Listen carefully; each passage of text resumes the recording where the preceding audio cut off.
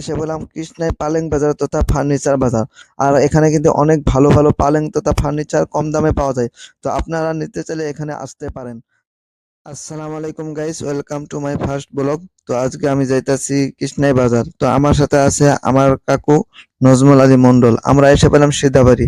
আর এদিকে দেখতে পারছেন এই যে একটা কলেজ, আর এই কলেজটাকে কিন্তু আমি অনেক মিস করি, কারণ আমি এখানে যাও 2 বছর পড়েছি। So, আমরা এসে পেলাম মাটিয়া বাজার, কিন্তু মাটিয়া বাজার একজন মানুষও নাই, কারণ একদম আমরা সকাল সকাল যাইতাছি।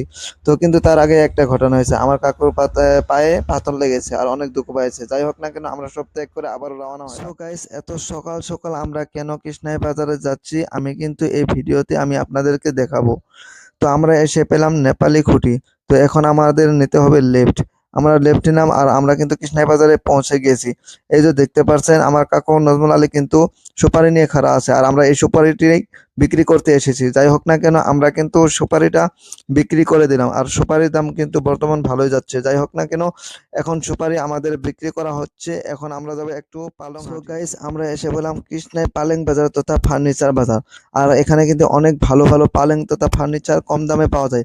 তো আপনারা নিতে চাইলে এখানে আসতে পারেন। সো গাইস, এখন আমি আসলাম আনলা বাজার, আর এখান থেকে কিন্তু আমরা একটা আনলা কিনলাম আমার নজমুল কাকুর জন্য। আর আজকের ভিডিও এতটুকুই। তো যাই হোক, দেখা হবে পরবর্তী নেক্সট ভিডিওতে। তো সবাই ভালো থাকবেন, সুস্থ থাকবেন।